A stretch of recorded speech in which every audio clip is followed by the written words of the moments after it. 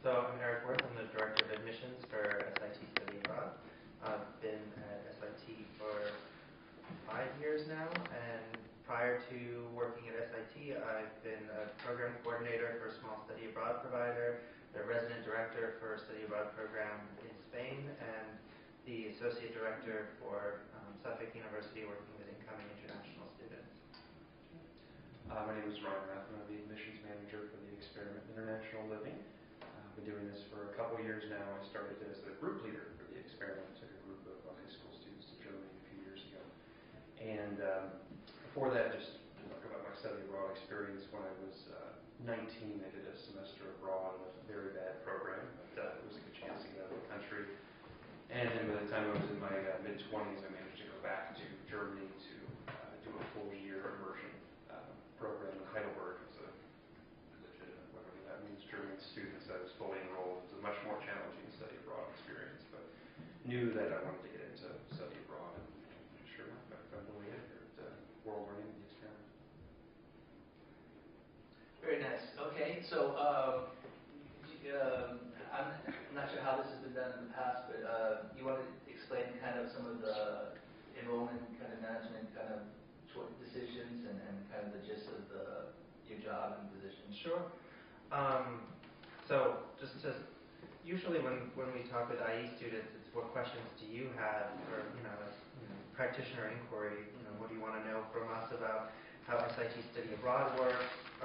In prep for some of I assume you're all working on designing programs, and so if you want to ask somebody currently involved, I'm more than happy to hear to make this about what you need and what you'd like to hear from me. But my role in S.I.T. Study Abroad is, for lack of a better comparison, we sort of function like a mini, like a college, like you would expect. So we have academic departments, almost like department chairs. We structure ourselves regionally, so we have a dean of each of our regions where we have programs around the globe. So we have a dean who actually straddles both Europe and Latin America, Asia and the Pacific, and then another for Sub-Saharan Africa, and then another for North Africa and the Middle East. And they're responsible for all of the academic design program delivery. So what does the syllabus look like? Hiring of academic directors, compliance in country, how all of the delivery of the program in country falls to them in the structure. And then we have, I report to our Dean of Enrollment, Strategic Enrollment Management and External Relations, Lori Black. And reporting to her is myself, the Director of Admissions, the Director of University Relations, and the two of us sort of share the responsibility of have you guys ever seen an enrollment funnel? So we're like the biggest piece of an enrollment funnel is your brand building and awareness, which is what our marketing department does. It also reports to Lori Black, and they build the awareness. Sort of how do you find us on the web? What does your catalog look like? What's your brand awareness? And as soon as people start knowing who you are and give you their name and their phone number, that's where University Relations and Admissions sort of picks up, because our University Relations team is out visiting colleges, tabling at study abroad fairs, building relationships with the colleges and universities that are going to send us students. Because as you know, study abroad offices are looking to present a variety of different programming to their students. So either they're looking for, we want to be in these countries, and we've picked different providers to offer programs that can offer us programs in those regions, or we're trying to keep, this is how much we want to budget for study abroad, so we're looking for providers where their program costs are around these expenses. So University Relations is managing all of those relationships. And then when the student actually says, okay, tell me more about S.I.T. Study Abroad, I'm really interested in your program in Bolivia or in Mongolia, that's where my team of admissions counselors and admin assistants are really picking up and beginning to talk to the students about the program. Let me tell you the difference between the Argentina public health program and the Chile public health program, or let's talk about the peace and conflict transformation programs in Rwanda versus Serbia, and see what might be the right fit for you and get you placed on, get your application into that program. And then we work with students from the moment they inquire in admissions through the application stage all the way to when they're leaving the country. So we handle all the visa processes for students, all their pre-departure, all their questions, safety and security that their parents might have. And then and we're on call when they're flying to meet their programs on the first day. But as soon as they get in country, they're picked up by the program staff in country, and that's where they're then supported by the in-country staff. So that's just the quickest overview of how we structure ourselves in study abroad. I should probably talk about you guys. Are you very familiar with the experiment? Because we do something very different with high school students, and maybe I'll kind of explain how the program works. We offer 3, 4, and 5-week programs. They all take place in the summer, all at the same time. It's high school students. We don't do it by age, but as long as you've completed your freshman year of high school, and you can go after your senior year of high school, your senior summer. We have about 50 programs in 30 different countries. And so, just to kind of stay on track with the admissions process, and to kind of highlight the difference too, is we work a lot with parents because we've got younger kids, so we've got parents that are very, very nervous. But very similar to what Eric has described. A lot of time on the phone for us, talking with parents. So once kids are interested, they submit an inquiry form. We do the same thing, kind of track them through the admissions funnel, from inquiry to applicants, helping them with their papers, getting everything in order. We have very, very simple visa stuff that needs to be done, much more simple than what Eric does have to study abroad. And then once those kids all depart on the same day, which is a day of madness, because we have about 800 students leaving in about a 3-day window. So that's our crazy time of year. They get in country, and we work with international partners all around the world in those 30 different countries. And so they are the ones who arrange our homestay matching. They're the ones who are going to be there to support our group leaders, which I should probably talk to all of you about, because each year we hire about 80 group leaders to take these 70-some groups to all these different countries. And so that's the group leader and programming process is actually another department. So once those students are in country with their leaders, with our international partners, then we turn over the contact with leaders and students and parents to the EIL programming department. So that's when they actually leave the admissions department. So leading up to that, a lot of our job is hours and hours on the phone, a lot of, I don't want to say persuading, but convincing, explaining, talking to parents. It's very difficult for parents to imagine, their 15-year-old baby in Mongolia. So it's talking a lot about program safety. It's the number one topic, it probably is for you guys as well. But there is not only the students explaining about the program to students, getting them interested, and then it's kind of following up with the parents and getting them convinced that, look, we've been doing this for 80 years. It's going to be very safe. The program is really run in country, but we're always here for support during the summer. So the students, where do they depart from usually? Do they depart from do they meet somewhere for orientation and then We do group travel. Okay. And I should talk about cultural immersion programs too, because as you're designing programs, there's a cultural immersion is a bit of a buzzword. But the groups actually meet in about 4 international departure airports around the country. So we've got the groups in Asia departing from California, Europe, JFK, Latin America, Miami, and Scotland for some reason in Newark. That's kind of where the program begins. So back in the day, when the experiment first started, kids would come here, and they would spend 3 weeks on this campus for a long time, 3 weeks doing 100-hour-a-week language training courses, super intensive. And of course, as things went on, they realized, oh my gosh, this is very expensive and we're bleeding money. So it used to be an orientation year in Vermont. And today the orientation's been reduced drastically. Now it kind of is a 5-hour crash course language training orientation in the International Departure Airport. And then you have 4 days in country to do an in-country orientation, usually in a major city, usually in a capital city, in whatever country, whatever program. Did anybody go to any of the 80th anniversary? Hear any of the speakers that were here for the 80th anniversary? Yeah. How the experiment they used to do them on the ships. Mm-hmm. Like that's before they started getting the idea, well, let's do all the language training in Brattleboro, like on campus. They would do them they had 11 days from Montreal to England or wherever their first international port was, or European port. So they'd have like, oh, we have to pass the time. We have 11 days on this steamer. So. Any chance of bringing that back? Yeah. At the time, kids are very busy nowadays. It's amazing. They're more shocked what they've got going on this summer. So. Did you say the cultural immersion is done here? No. So I want to talk about the pre-departure cultural, orientation rather. Orientation starts here in this country. But the experiment has been, hopefully always will be, a cultural immersion program. And a lot of our quote-unquote competitors have probably used that term as well. But what the experiment was founded on in 1932, I won't bore you with the history too much, but a frustrated German teacher, the students weren't learning German, took them down to the docks, put them on a boat, went to Germany, found some families for them to stay with.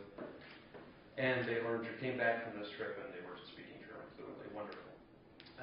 So that basically in 32 was for all intents and purposes, the creation of the homestay experience. That was how you learned about other people. You didn't go to another country and take a bunch of classes on peace building and conflict transformation.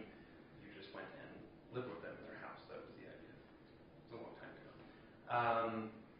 So today the experiment still has a homestay in every single program. They range from 10 to 17 days.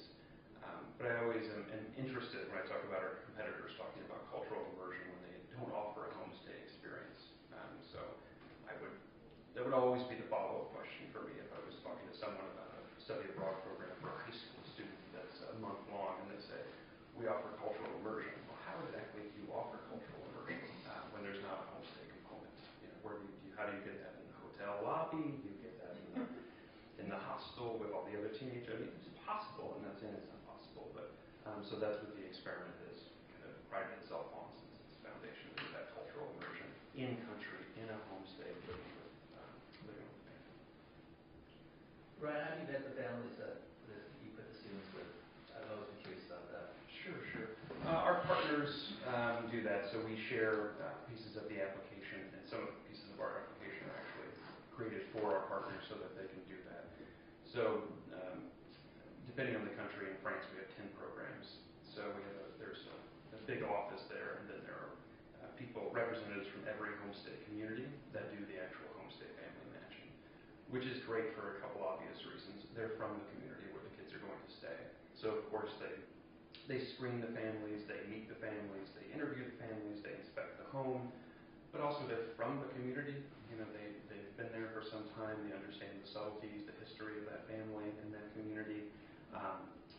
So they know the families well, and based on our applications, they have a lot of good information about the students, and they're looking at everything like, what kind of siblings do they have here in the States? Can we get them the family with, two host sisters? If this young woman has two sisters at home, they go as far as looking, if the kid has cats, let's find a family with cats. What do mom and dad do for a living? If mom and dad are both lawyers, is there a chance we could put the kid where their host mom and dad will be lawyers as well? So it's a very thorough process. It kind of depends a little bit on the country. Sometimes you don't have that much variety, but certainly in our major sending countries, like France and Germany and Italy, they are able to be very, very, very thorough. South Africa, sometimes you kind of got to make do, so they're not able to be that selective. Do you have a lot of kids calling their parents saying, this sucks, I don't want to be in this family, I want to do somewhere else?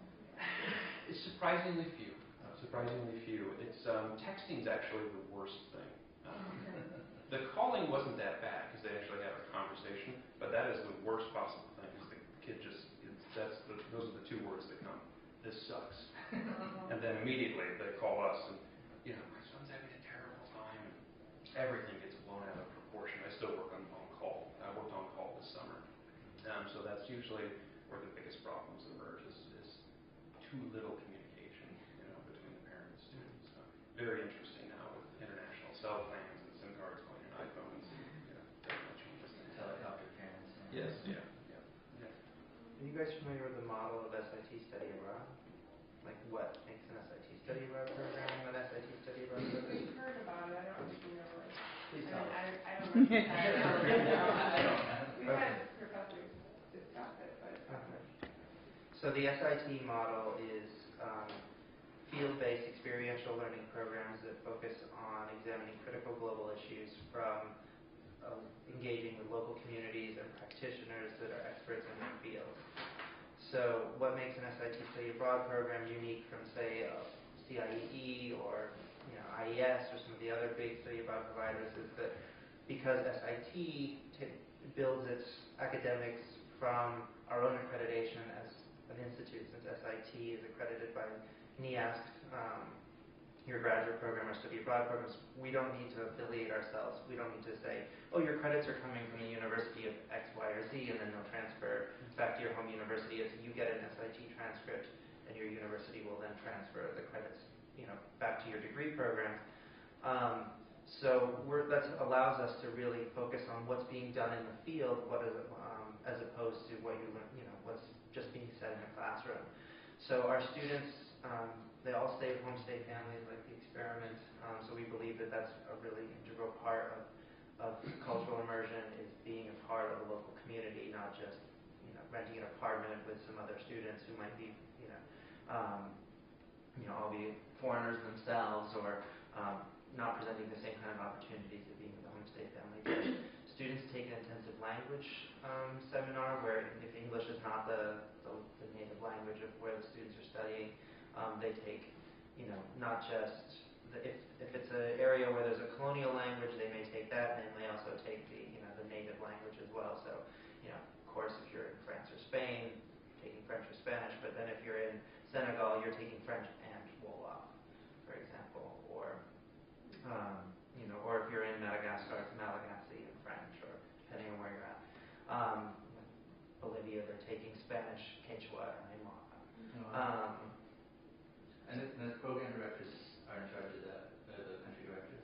The academic directors are responsible for all of our programs carry around 16 credits, and so they're responsible for it. They're not going to teach the course themselves, they hire the faculty. So in Czech Republic, we have a program on post-communist transformation in the arts in Czech Republic, and our academic director finds an amazing language teacher. She's actually like the premier authority on Czech linguistics, and writes this amazing textbook that she uses our S.I.T. students as her test subjects for her textbook. So they actually get the benefit of using the textbook that will then become the authority on Czech language teaching.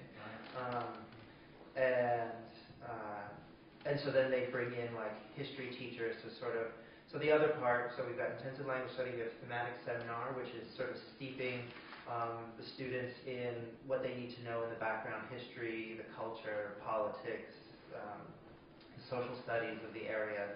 And they may bring in, a lecturer to do the sort of overview, History 101, and then it's all practitioner infused. So let's talk about, what it meant to, I'm going to go back to the Czech program as an example, what it meant to, live in Czechoslovakia during the communist period, what it meant to have, your neighbors informing on you and know that the government was keeping files on all the citizens. And then in the afternoon, you're going to go visit a center for the study of totalitarian regimes and actually open files on people. And it's really great because one of the people giving the lectures for this particular program is this woman who was involved with the underground theater movement during the 80s, and the Cambridge University Underground, where they were giving underground degrees to Czechs, doing band performances of S.I.T. and sort of using theater as a political tool to raise awareness and revolutionary movements. And of course, so they're talking with her. She's talking about her experience in the 80s, knowing that she was being followed, what it was like to get in and out of the country and work with different dissident groups. And then in the afternoon, they go to this center and open her file and look at it, and they talk about privacy issues. So what we try to do on all of our programs is that intersection of theory and practice. So that's a thematic seminar. And then we do a field research methodology course where we teach students how to do qualitative and quantitative research methods, how to work with human subjects. And that all leads up to the last component of the program, which is our independent study project. And the ISP has been the hallmark of S.I.T. study abroad programs because it allows students to take the first, the typical semester program is 15 weeks. You've got 4 months. The first 3 months is about language study, thematic seminar, and field research methods. And then the last month is the independent research project where you've been working with the academic director to say, I really want to do my research on this topic because we talked with this practitioner, or we met with this NGO or this community organization, and I formulated this topic, and I want to work with this person as advisor, or the academic director that says, I know the perfect advisor for you because our academic directors are all, long-term experts and professionals in the fields that they're delivering the programs on. So the network is amazing that the students can tap into, and they do this 1-month independent research project. They write about a 40-page paper. They're living on, they usually live on their own, or they may live in small groups. They may return to one of their field locations where they've gone on excursion, or they may choose to stay in a major city. Some of them actually go to neighboring countries or border areas, and they do their research, and then the last week they all come back together and they present in a symposium their research topics to each other. We have 65 different programs. That's probably the model on about 40 or about 58 of them. We have 2 programs instead of an ISP. They do a community service project. Those are programs in France and Spain. So the students spend the first 3 months designing a community service project that then they go and work on and reflect on. To have a reflective symposium at the end of their community service project. And then we have a portfolio of comparative programs called the International Honors Program, and they examine critical global issues in a global context. So they'll visit, in the course of a 15-week semester, 5 different cities around the world to examine topics on globalization. Actually, is a year-long program that we have. We have a Cities in the 21st Century program that looks at urban development in cities around the world, and then community health and development. And because they travel to 5 different places, it'd be hard to do one research topic. So they have a case study as part of their capstone for those programs. So that's just the model. That's how when I'm talking to prospective students on the phone, or where we've got fairs, and they say, so you're at a sea of thousands of other programs and providers, and you say, well, what makes you different and unique? You really want to think, well, how do we stand out, and what are we offering students? So that's what we bring to the field of international education. Homestays, as you were saying, we vet our homestay. We have homestay. The academic directors have homestay coordinators in their field offices, and they're for some of our programs. For example, our Brazil Amazon Resource Management Program has been going on since 1983, and the homestay coordinator has been with us, for just about as long. And we tend to work with a lot of the same families and been in the same communities for as long as the programs have existed in those areas. And we try to look for homestay families similarly to what Ryan said, where they actually have something to do with the program. So if we're looking, if the program is about environmental policy, if we're looking for new homestay families, we're advertising for homestay families in the kinds of publications and places where people engaged in those topics are actually going to be looking. So we don't just want the typical Spanish senora whose family's all moved out of the house and they're just looking, got an extra room to rent, and you're going to, live there, and yeah, she'll do your laundry and clean, and you'll end up maybe late night talking about some issues in front of watching TV, but we really want our homestay families to engage with students. Go, so what did you learn today? And let me tell you what I'm doing with that. And so we want that to be another piece of the cultural immersion and the thematic seminar to play into a piece of that. So now, in admissions, what are the criteria for both programs? Like, is there GPA? Is there recommendations? So in study abroad, we recognize that because we're field-based and experiential learning focused, we want to do a holistic application review. And you also have issues so our minimum GPA is a 2.5. We require 2 academic references. We require 3 essays where we ask you to reflect on how a field-based experiential learning program fits with your academic goals. We ask that you reflect on a cross-cultural experience that you have had and how it's affected and influenced you, and then we ask you to also reflect on your home community and what that means to you. We ask for a writing sample or a resume, depending on the program. We may also interview you if we're really concerned about your ability to engage with difficult topics. We have topics on post-genocide reconciliation that are quite challenging. The students see, they'll see mass graves. They're going to see a lot of work with a lot of families and people who've been directly affected. And we want to make sure that they can understand that this isn't, it's not poverty tourism that we're not doing. It's not, they're going to need to have a certain level of maturity and respect. And so we may interview them for those kinds of things. And we may interview students to understand for our comparative programs, because they travel so much together, we're really concerned about group dynamic. So we're going to ask them questions about how they view themselves in groups, how they work together, understand their positioning. Because as much as we want everyone to want to be a leader, what does it mean to have a group of 35 leaders? Maybe you want people who are followers, and you want to build that dynamic. And we also look at your transcripts as well, because we know that GPAs and everything, the schools you come from may have grade inflation, but 2.7 may be a lot harder to get at Davidson College than it is at UNC Chapel Hill or Mount Holyoke. So you kind of have to realize that GPA isn't everything, but we do look at the courses you've taken as well. I'd say, it's tricky sometimes. What is the age of these programs?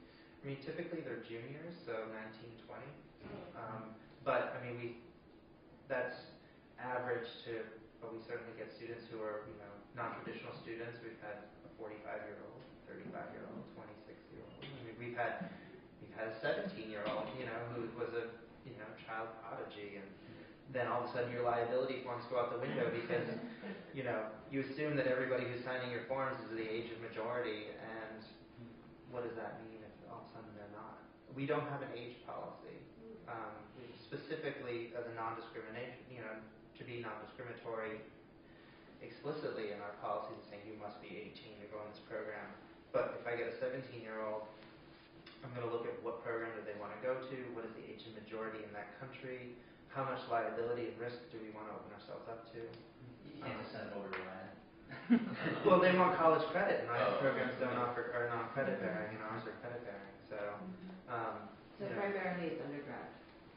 We have two programs for graduate credit in the summer, our program in the Balkans and our program in India can take for graduate credit in the summer. But yeah, if you were a graduate student wanting to go on one of our programs, you have to be okay with the idea that you're getting undergraduate credit for the program. Did you, while we are still on credit, did you say they get 16 credits for the semester, so 4 4-credit courses. That's good. Yeah, I mean, you have to be, for a lot of places, 12 is the minimum amount to be considered full-time enrolled. So if you want access to federal financial aid, you need to be enrolled in at least 12 credits here in the U.S. So they pay tuition to you, but they probably pay like a program fee to their university. It depends on the university. So we have really complex billing arrangements with about 128 schools that we work with. And it really depends on campuses are the ones who set that policy, and it depends on what their policy is towards money traveling off campus. Right. So the best schools to work with are the ones where the students pay homeschool tuition, because that means that you're going to get the most diverse students from those schools, because students that come in, I mean, an S.I.T program is about $20,000. It's like $15,000 for the tuition and another $4,000 for the room and board. And we're talking like 3 meals a day, because these are experiential learning programs. It's not like you just have class from 11 to 3 and then you don't know what you're going to do with the rest of your day. We're talking like 7 a.m. to 7 p.m., 7 days a week. So it's you're well taken care of for 15 weeks, and you don't really need a lot of like personal spending money on an experiential learning program like this. But so a $20,000 program, if you come from a school where you're paying homeschool tuition and you're on a great financial aid package, where you know that maybe you're only used to writing a $2,000 check to your institution, and you get to study abroad for a semester, in Cameroon, and that's all it's going to cost you is $2,000 because the rest of all of your tuition's traveling. That's great. But if you're a student who's not on any financial aid because you come from a higher, socioeconomic background, and you think, well, it's costing me $28,000 a semester to go to Smith, and it's only $20,000 to go in this program for S.I.T., but Smith is making me pay $28,000. Why can't I take a leave of absence from Smith to go on a cheaper program? And the school might say, yeah, you can take any leave of absence, but we're not going to take your credit. So you end up talking with parents a lot about when, you'll either have the conversation, it's a non-issue because of, it's homeschool tuition, or it's a huge issue. But it depends on the socioeconomic background and how heavily aided the students are. So for some schools, we have billing arrangements where the school pays the entire balance directly to S.I.T. We bill the school, the student pay, and we don't really know. School may charge an extra fee for study abroad. They may just charge our price to the students and not charge their own tuition. But if we're billing the school, we sort of just walk away from whatever they're doing on campus. If we bill the students directly, then of course they're usually not being billed by their school, or they're being assessed a study abroad fee, like they're getting registered for some DEMI courses on campus in order to stay enrolled and have access to their federal aid, but they're not paying any tuition for those enrolled courses. That's just how you have to go through these hoops when you start looking at transferring federal aid for study abroad. They are allowed to use financial fund if they wanted to do that. Federal and state aid typically travel, but institutional aid is solely at the discretion of the school, and that's whether or not they want to see those dollars, transfer going off campus. And so we keep a lot of records on our sending schools. So, like, what are their homeschool billing process? What's the billing agreement? What's their policy towards financial aid transferring? Because some, we'll say federal and state aid travel, but not institutional, and then some kids on a $20,000 scholarship at Brandeis, and that's not coming with them, and the student's going to be, freaked out when they realize that. Yeah. So does that influence your recruitment in terms of how that goes? Yes. So there are schools that we love for their billing arrangements, and and then there's state schools where in-state tuition is $11,000, and a program like ours is way out of the range. But if we have a commitment to really being reflective of the U.S. undergraduate population and the kind of diversity that's in the U.S. And wanting to represent that around the world, how do we make our programs more affordable? And so we'll try to do things like targeted scholarships to state schools. So when we go on to a campus where we know that we're going to be pricing ourselves out of the students' budgets, what kind of, can we offer like targeted scholarship funding? So let's just tell the school, we're going to do $20,000 worth of scholarshiping for your students. You'll decide how you want to distribute that money. You'll form your own scholarship committee on campus. And so the S.I.T. students that get admitted to our programs can then apply for additional aid from the schools to help bring the cost in line with what they're able to pay. It depends on what your enrollment management approaches are. I mean, our goal, as I was saying, is to we want a diverse student body, because you don't want just rich kids who can pay.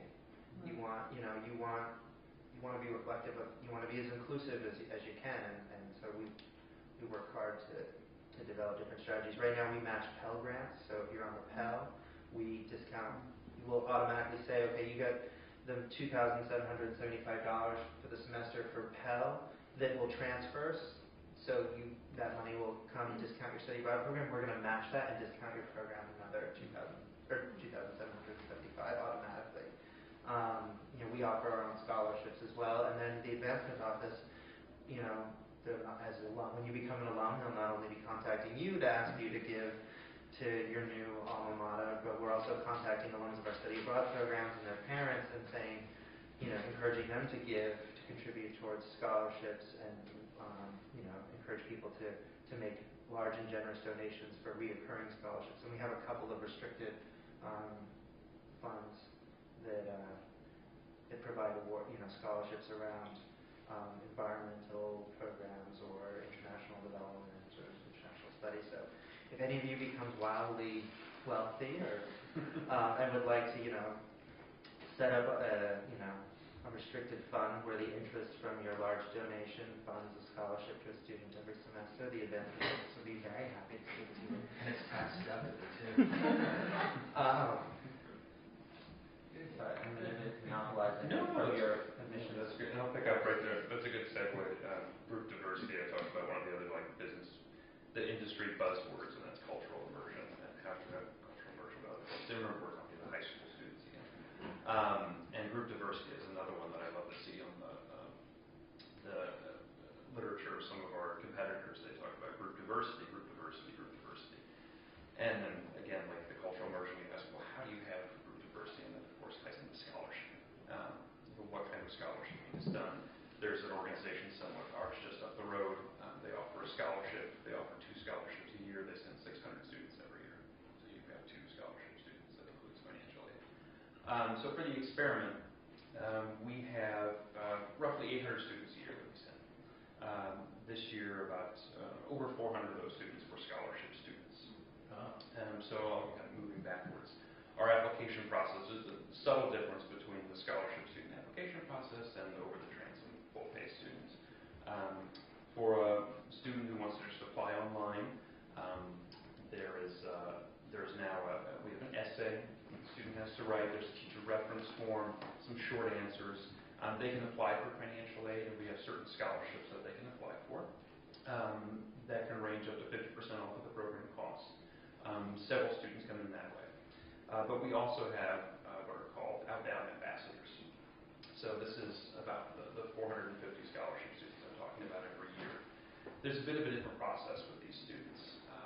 There are all kinds of restrictions on the money for these outbound ambassadors, for these scholarships. You know, there are kids from specific schools, there are kids from specific cities, states, mentoring organizations, you name it. And generally what we do is kind of a fund matching. The experiment has some very healthy endowments, millions of dollars every year. And so a mentoring organization will come to us and say, hey, experiment, we've got 20 kids this year that we think are great. We'd like them to go on programs. We probably only, we can provide half of the tuition for